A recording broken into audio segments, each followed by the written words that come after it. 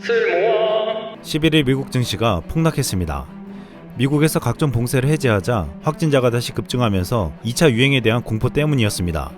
미국 재무장관은 재유행하더라도 재봉쇄는 있을 수 없다고 선을 그었는데 그 이유는 경제를 닫으면 경제뿐만 아니라 다른 영역에서도 더 많은 피해가 야기된다는 것이었습니다. 미국 트럼프는 그동안 가장 자신했던 경제가 무너지며 재선거도에 이상신호가 생기고 있습니다. 또한 경제뿐만 아니라 최근 인종차별 시위에 대한 대응도 큰 문제가 되었습니다. 워싱턴 포스트는 지난 10일 트럼프 대통령이 인종차별을 주장하는 시위대와 소통하기보다는 선동꾼 기질로 트위터의 극단적인 언사를 반복하면서 정치적으로 입지를 더욱 악화시켰다고 전했습니다. 지난 11일 CNN은 대선 여론조사 결과를 발표했습니다. 민주당 조 바이든의 지지율이 55%였고 트럼프는 41%로 조 바이든이 14%포인트나 앞섰습니다. 같은 조사에서 트럼프의 국정수행 지지율도 38%에 불과했습니다. 이 같은 여론조사 결과가 나오자 트럼프 캠프는 속임수이자 가짜 여론조사라고 비난했습니다. 트럼프는 직접 나서 해당 조사에 대해 가짜라며 반발했고 여론조사 전문가를 고용해 해당 조사를 분석할 것이라고 했습니다. 데이비드 비질란테 CNN 부사장은 그동안 미국 정치인이나 선거 캠프가 여론조사 결과가 마음에 들지 않는다며 CNN에 법적 위협을 가한 것은 CNN 40년 역사상 이번이 처음이라고 했습니다. 또한 미국의 선거 전문 매체 538이 분석한 자료에 따르면 11월 대선을 147일 남겨둔 11일 기준으로 트럼프의 지지율은 41%였습니다. 트럼프를 지지하지 않는다는 응답은 54.9%로 절반이 넘었습니다. 이 지지율은 1945년 이후 대통령 중 네 번째로 낮은 수준이었습니다. 전문가들은 이번에 트럼프가 재선에 성공하기가 힘들어졌다고 했는데 트럼프는 떨어진 지지율을 만회하기보다는 점점 더 민심을 자극하고 있습니다. 트럼프는 지난 11일 인종차별 반대 시위대를 겨냥해 경찰의 공권력 사용 기준에 대한 행정명령을 마무리하고 있다면서 우리는 더욱 강한 경찰을 갖게 될 것이라고 밝혔습니다. 과도한 공권력을 행사했다는 비난에 더욱 강한 경찰을 만들겠다는 말이었습니다. 이러한 트럼프의 대응은 전 세계로 번지는 시위 확산을 막기보다는 더욱 악화시킬 수도 있다는 우려가 나오고 있습니다. 또한 이번 감염병 사태에서 트럼프의 초기에 안일한 인식과 대처가 큰 화를 불렀다고 비판받았는데 그보다 더욱 근본적인 사실들이 드러나고 있습니다. 미국이 2009년 신종플루, 2014년 에볼라, 2015년 메르스 모두 잘 대응했지만 이번에는 철저하게 실패한 중요한 이유가 있었습니다.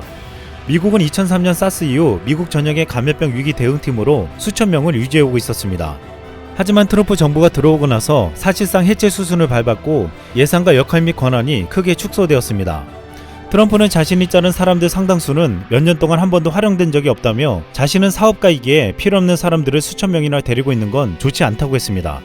결국 이런 트럼프의 사업가 마인드가 초강대국 미국이 바이러스의 속수무책으로 당하게 만든 것입니다. 지금 트럼프의 행보로는 5개월 앞으로 닥친 대선에 성공하기는 쉽지 않아 보이고 있습니다. 그래서 새롭게 부각되고 있는 민주당 대선 후보 조 바이든에게 관심이 집중되고 있습니다. 미국의 입장에서도 수렁에 빠진 미국을 구해줄 대통령을 원하고 있지만 우리의 입장에서도 동맹관계에 있는 미국의 차기 대통령에 대한 관심이 커지고 있습니다. 우리가 관심을 가지는 가장 큰 이유 중 하나는 트럼프가 한국에게 요구하고 있는 주한미군 방위비 때문입니다. 트럼프는 지난해 불쑥 한국에게 5배가 넘는 방위비를 요구하고 나섰고 지금까지 방위비 협상을 통해 우리 측이 최초보다 훨씬 많은 13% 인상안을 제안해 거의 합의에 도달했지만 트럼프가 이 제안을 걷어차며 그 정도로는 어림없다며 50%를 달라고 요구하고 있습니다. 우리 측은 13% 인상안에서 더 올릴 수 없다고 주장하고 있지만 트럼프는 이것을 올해 대선에 활용하기 위해 쉽게 굽히지 않을 것이라고 보고 있습니다.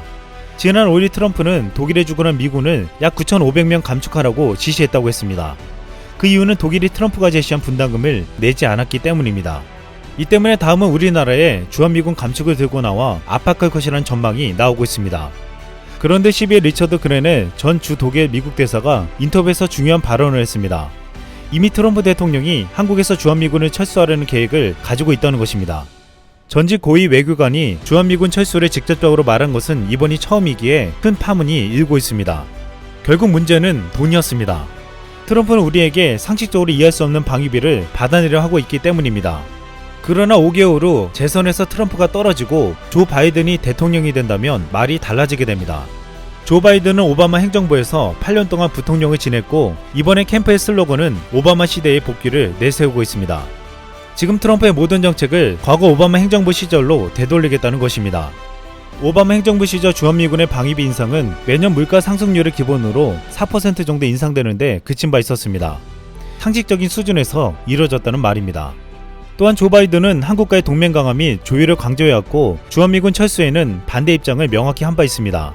특히 조 바이든은 한일 간의 역사적인 문제에서도 한국의 입장을 지지해왔습니다.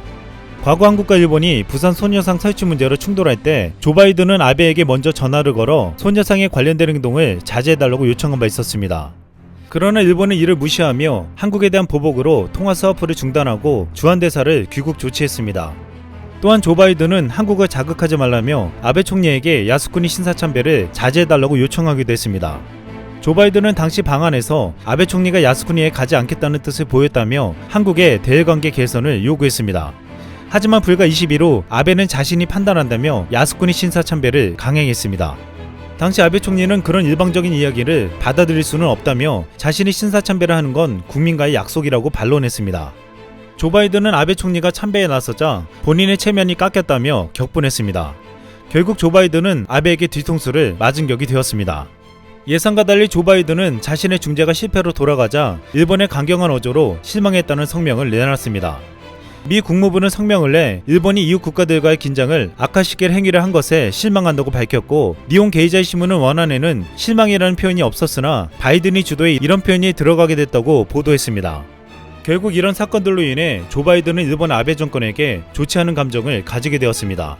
이 때문에 지난 3월 산케이 신문은 조 바이든이 미국 대통령이 된다면 일본이 어려움에 처할 것이라고 보도하기도 했습니다. 아베 또한 이 사건으로 주변 사람에게 바이든에 대한 비판이 적혀있는 로버트 게이트 전 국방장관의 회고록을 주변에 추천했다고 했습니다. 앞으로 조 바이든이 미국 대통령이 된다면 아베는 트럼프처럼 함께 골프 치면서 친분을 자랑하기는 힘들어진다는 이야기입니다. 물론 아베가 조만간에 물러난다면 이런 상황은 벌어지지 않을 것입니다. 반면 바이든은 한국에 대해서는 소중한 동맹이라고 말해왔습니다. 바이든은 이번 감염병 사태에서도 한국은 바이러스 확산을 멈출 검사와 정교한 추적 프로그램이 있었다고 칭찬했습니다. 트럼프는 더 이상 세계의 경찰 노릇은 안 한다고 했지만 바이든은 주한미군 철수에 반대하며 미국의 안보와 이익, 가치를 외교 정책의 중심에 놓고 세계에서 미국의 리더십을 회복할 것이라고 말하기도 했습니다. 우리 입장에선 트럼프가 재선에 실패하고 조 바이든이 미국의 새로운 대통령이 된다면 그동안 이어온 상식밖의 방위비 협상에 굴복하지 않아도 되고 한미 동맹관계를 더욱 두텁게 할 수 있을 것으로 기대되고 있습니다.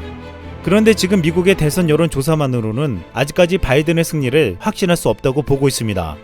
지난 대선 때도 여론조사에서 앞선 힐러리가 트럼프에 졌기 때문입니다. 당시 선거 막바지 여론조사임에도 불구하고 13개 중 12개가 틀렸습니다.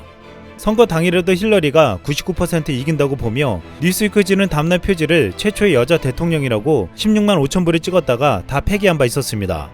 당시 숨어있던 백인들이 투표장에 나왔다고 했는데 이번에는 여론조사에서 트럼프에 부정적인 인식을 갖는 사람들이 바이든을 찍으러 투표장에 나오겠냐며 의구심이 제기되고 있습니다. 그럼에도 불구하고 이번에는 감염병 사태의 피해와 트럼프의 기행으로 인해 트럼프의 편에 선 사람들까지도 등을 돌리고 있어 지난 대선과는 다른 결과가 나올 것이라고도 보고 있습니다. 미군 서열 1위 마크 밀리 미국 합참의장은 지난 11일 트럼프와 백악관 인근 교회 앞에서 사진 찍은 것을 사과했습니다. 조지 플로이드 사건에 항의하는 평화 시위대를 강제 해산시키기 위해 경찰은 체류탄과 고무탄을 쏘고 있는데 트럼프 대통령은 세인트 존스 교회 앞에서 성경을 들고 기념 촬영을 하는데 동행한 걸 공개 반성한 것입니다. 마크 에스퍼 국방장관이 시위대 진압을 위해 군을 투입하려던 트럼프 대통령의 반기를 든 데 이은 항명사태라고 볼 수 있는 양심 선언이었습니다. 대선이 5개월도 채 남지 않았는데 군 통수권자와 수뇌부 간의 파열음이 걷잡을 수 없이 증폭되고 있습니다. 공화당 내부에서도 트럼프 때문에 다음 총선에서 완전히 망할 수도 있다는 공포감이 커지고 있다고 했습니다. 영주 경제주간지 이코노미스트가 차기 미국 대선에서 도널드 트럼프 대통령이 재선에 성공할 확률을 15%로 예상했습니다. 이코노미스트 홈페이지에 게재된 예측 결과를 보면 오는 11월 미국 대선에서 조 바이든이 승리할 확률은 85%였습니다. 그러면서도 이코노미스트는 현재 우리의 예측은 4년 전 클린턴의 승리를 점친 분석들과 닮아서 민주당의 데자뷰와 같을 수 있다며 예측이 틀릴 수 있음을 인정했습니다. 북한 리성건 외무상은 지난 12일 오는 11월 재선에 도전하는 트럼프에게 우리는 다시는 아무런 대가도 없이 미국 집권자에게 치적 선전감이라는 보따리를 던져주지 않을 것이라고 큰소리쳤습니다. 이 같은 북한의 태도는 앞으로 트럼프가 북핵 문제에 대해 과시하는 것도 이번 대선에서는 이용하기 힘들다고 보고 있습니다. 트럼프는 끊임없이 자신의 치적을 자랑하며 이를 재선에 이용하려 했습니다.